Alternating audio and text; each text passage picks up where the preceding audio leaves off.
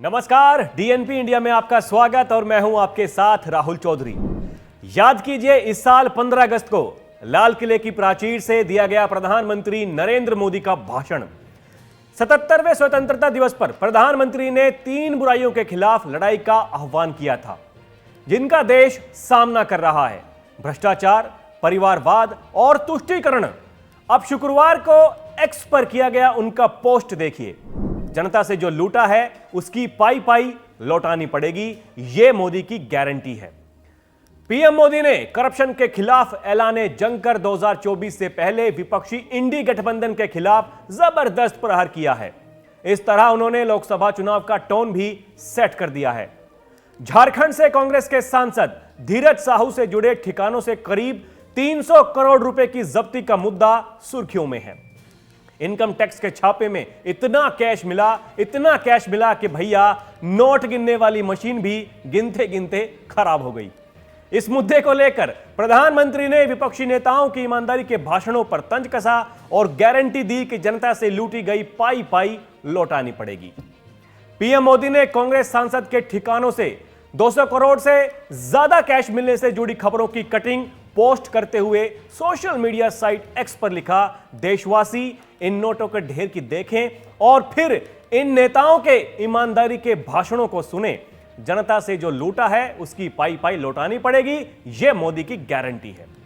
झारखंड से कांग्रेस के राज्यसभा सांसद धीरज साहू से जुड़े ठिकानों पर शनिवार को भी इनकम टैक्स की टीमों का छापा जारी है।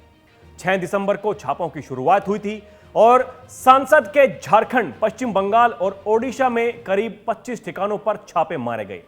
सांसद के सिर्फ रांची स्थित ठिकानों पर छापों में करीब 220 करोड़ रुपए से ज्यादा कैश जब्त किया जा चुका है। नोटों के ढेर को गिनने के लिए कई मशीनें में लगाई गई और दिन रात गिनती चल रही है। कैश को 176 बैग में भरकर रखा गया। कितना कैश जब्त हुआ, इसकी अभी ठीक जानकारी मिलने में समय लगेगा। बताया जा रहा है कि इतने नोट हैं कि उन्हें गिनने में अभी 2 दिन का वक्त और लग सकता है। हाल ही में हुए 5 राज्यों के विधानसभा चुनाव में भी प्रधानमंत्री मोदी ने करप्शन को बड़ा मुद्दा बनाया था। मध्य प्रदेश और छत्तीसगढ़ में अपनी तकरीबन हर चुनावी रैली में पीएम भ्रष्टाचार का मुद्दा जोर शोर से उठाते हुए दिखे थे।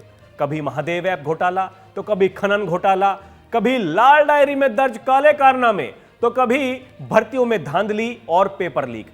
राजस्थान की ऐसी ही एक रैली में पीएम मोदी ने लाल किले से दिए अपने भाषण की बातों को दोहराते हुए कहा कि भ्रष्टाचार, परिवारवाद और तुष्टीकरण देश के 3 बड़े दुश्मन हैं।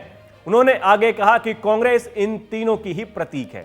इसी तरह छत्तीसगढ़ के कांकेर की रैली में पीएम मोदी ने गारंटी दी कि भ्रष्टाचारियों ने जो कुछ भी लूटा है उसे लौटाना पड़ेगा।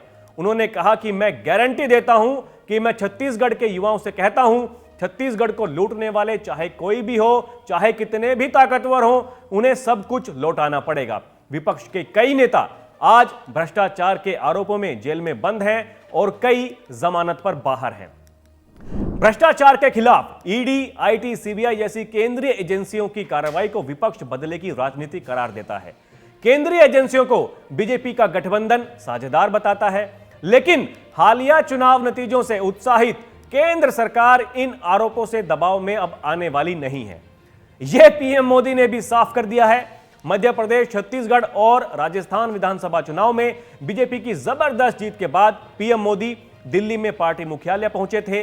वहां उनका जोरदार स्वागत हुआ था। वहां कार्यकर्ताओं को संबोधित करते हुए प्रधानमंत्री ने कहा कि विधानसभा चुनाव के नतीजे बताते हैं कि भ्रष्टाचार के खिलाफ लड़ाई में बीजेपी को जनता का साथ मिल रहा है।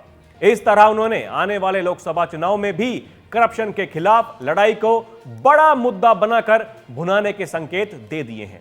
यानी आगामी लोकसभा चुनाव के दौरान भी पीएम मोदी और बीजेपी चुनावी प्रचार में भ्रष्टाचार के मुद्दे पर विपक्ष को घेरने की जबरदस्त प्लानिंग बना रहे हैं। तो अभी के लिए इतना ही। खबरों का सिलसिला जारी है। आप देखते रहिए डीएनपी इंडिया। नमस्कार।